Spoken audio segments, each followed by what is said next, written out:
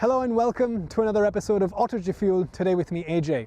On today's show I have the 992 generation Porsche 911 Turbo and I'm here at Hockenheim Ring.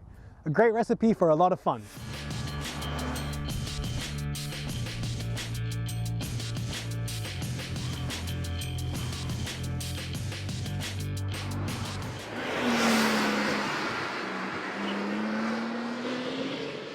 Up front, again as always, this is a little bit wider now. In the front track it's grown by 42 millimeters and the rear track has grown by 10 millimeters.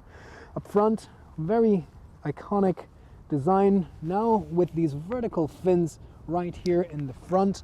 At the lower part of the bumper, gives a nice flanking aerodynamic look to it. And as we know from the 992 generation, a square cut front bonnet. Porsche LED matrix system for these headlamps with these gorgeous kind of like lashes, these vertical slats here, ringed by this chrome as well. And again, a very sleek, low profile bonnet, again because there is no engine up here in the front. And overall, still maintains that traditional 911 Turbo look, but brings it up to the 992 generation of design. With the wider track, with the new generation of Turbo, the front is now 1.84 meters wide and the rear is 1.9 meters wide. As always, you have 20-inch wheels up front and 21 inches at the rear. This new generation also brings with it enhanced adaptive aerodynamics as well. There's also for the first time the sports exhaust pack as well as the sports chassis available, which lowers the chassis by 10 millimeters and has a much more stiffer suspension. You also have revamped brakes with these nice red color calipers, but overall it still retains that classic 911 silhouette, that coupe roofline as well. Carbon fiber roof, by the way, to reduce that weight. And again, flush door handles. Not really any design lines here, it's just all about smooth, elegant, curving lines. But you have a little bit of accentuations lower down with the side skirt. And of course, the intake for the engine, which is again, as we all know, here in the rear. The Turbo continues to have rear axle steering, and I also really like these chrome slats which are right on top of the engine bay here. Very typical Turbo wing, which is also part of that enhanced aerodynamics that we see, adaptive wing as well. A large central LED strip which connects the two rear lights, which again we've seen here before in the 992 generation as well, and Porsche stamped right below that with the 911 Turbo. And as we go down, again, you guys, like I mentioned, we do have the option of the sports exhaust, but here we have the more typical Turbo exhaust. But as you can tell, the outside casing is just cosmetic. The actual exhaust tips, albeit there are quad tips, so there's a dual tip on each side, they are nestled behind this outside casing. So as we all know, the engine in the 911 is in the back, which means you have a frunk. And the 911 Turbo continues to have a very usable frunk, which is very rectangular, has a lot of volume, so you can easily fit a couple overnight suitcases, a couple rucksacks, and let's not forget it's a 2+2 seater, which means the rear bench is also useful to drop in some bags. You also have gas charged struts, so the everyday sports car. Powering the 992 Turbo is a new 3.8 liter boxer 6-cylinder petrol turbocharged engine, which makes 580 PS, which is 40 PS more, that's metric horsepower, and 750 Newton meters, which is 40 Newton meters more. It does 0 to 100 kilometers per hour in 2.8 seconds, which is also 0.2 seconds faster than before, with no overboost limit. So that means, if you guys remember, this Turbo makes the same amount of power and torque as the previous generation 911 Turbo S. It made it to a 8-speed PDK, which is the double clutch transmission, 4-wheel drive, and the VMAX is 320 kilometers per hour.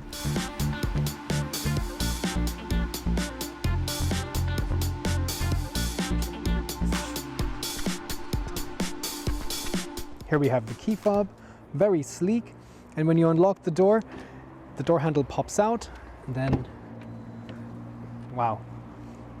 Pretty hefty door, and this is one of the things I like about Porsche. The weight of all of the systems, so the door, the buttons, the steering wheel, everything has a nice heavy built to last, high quality kind of feel to it, and this is the same as well. The materials on the door are also very high quality, very soft touch plush materials on the top. Well, it's not that difficult, but this is a 911. This is a sports car, so you have to stoop down a little bit. But once you're in, this is an impeccable driving position. The steering wheel and the instruments are the first things that grab your attention. They're so easy to read. They're so bright. And yes, the steering wheel has a nice grip to it. The materials on the dash are also fantastic. I also like the detailing in terms of this kind of shelf here with that textured pattern that we saw on the door is also on the top. A dash of chrome just below that. Everything has a nice weight, knurled finish. Everything makes a nice clicking sound. There's a good combination of buttons and touchscreen, which, by the way, this is a nice new 10.9-inch touchscreen. Maybe the one thing that I wish was a little bit different is perhaps maybe this gear shift lever, but this is we've seen this for quite a long time now already, and I guess it's up to all of us to make our peace with this.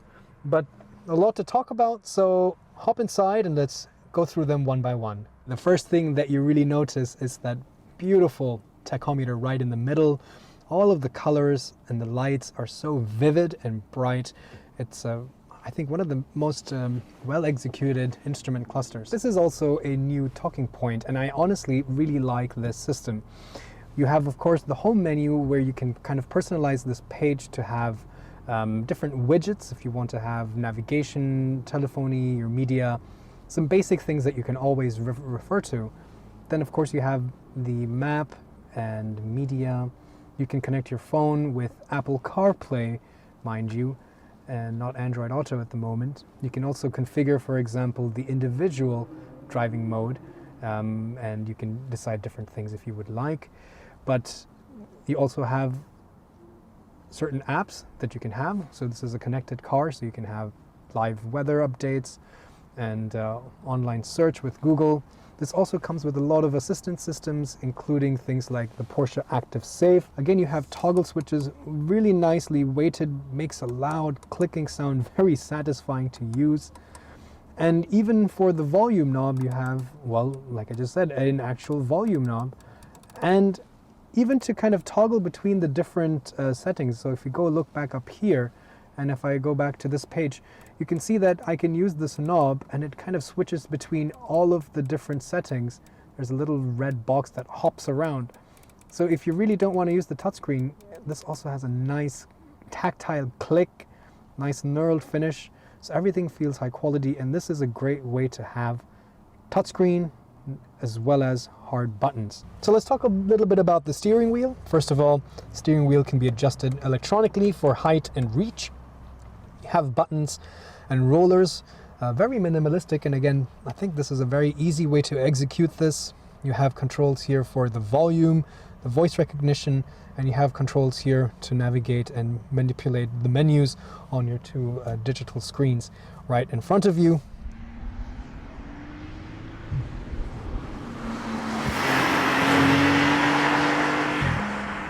Let us put the new 911 Turbo through its paces out here on the Hockenheimring racetrack.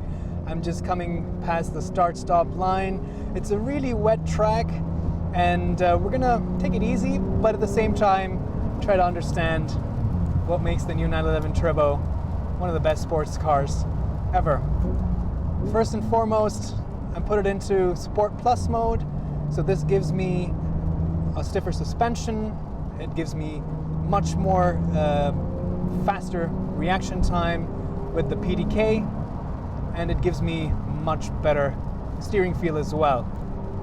Overall, the entire car, in terms of the engine response, from throttle pedal, also the all-wheel drive system, everything is adapted to be that much more faster and more responsive. The engine sounds really nice, even though we don't have the sport pack for the exhaust, the sports exhaust pack. So I would say you could skip that if you want to use this on a daily basis. But I think when you have such a glorious engine like that, it's always nice to be able to listen to it. on this wet track, that all-wheel drive really makes a huge difference, especially this car having the big engine out back behind the rear axle. It makes such a big difference. Steering is so great thanks to that rear axle steering as well. It just gives you so much more agility when you need it at slower speeds, at hairpins like that, but also keeps you planted at high-speed corners like this where you just might lift off a little bit. It makes the car feel so much more planted. If I go into the manual mode, then I can take more control of the 8-speed PDK. Visibility in the coupe is really nice, especially out the front and the side, and the rear visibility is much better than that you get in the cabriolet because the windshield is much longer.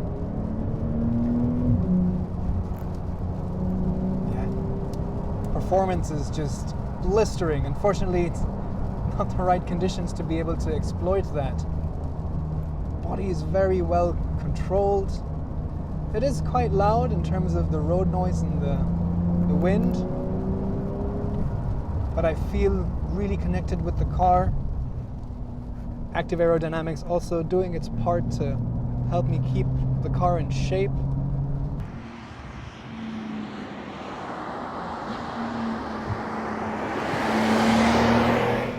Let's put the everyday sports car to the test and see if it really makes sense to have this as a daily driver. By the way, in the cabriolet that we're driving right now out here on the streets, it's not the coupe, so there's a little bit more sound that we hear. Although Porsches always make really good soft tops and they have a lot of sound deadening.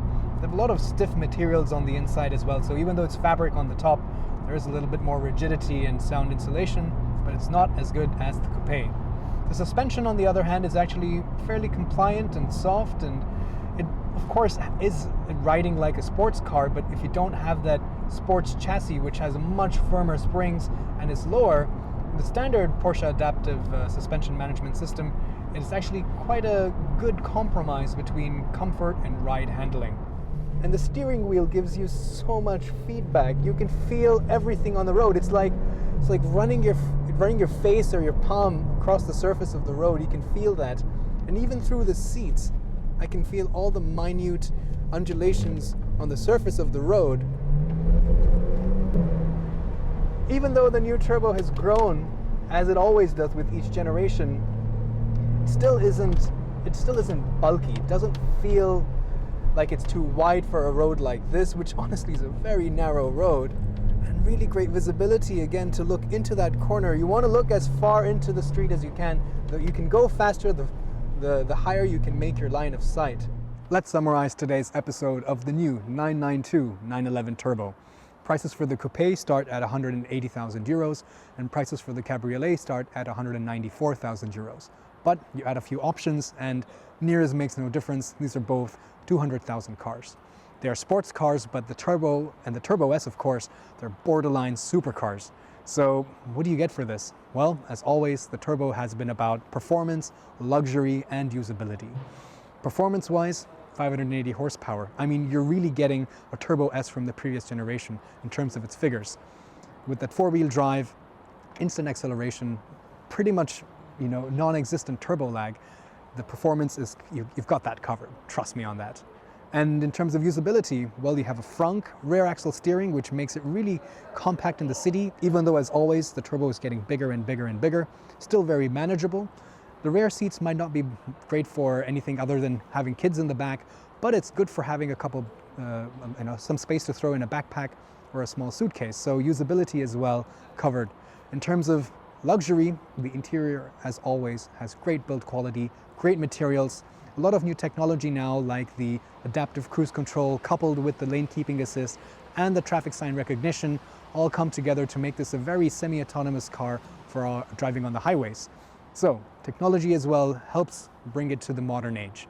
So overall, if you have 200,000 euros and you like Porsches, the new 992 Turbo is definitely a no-brainer.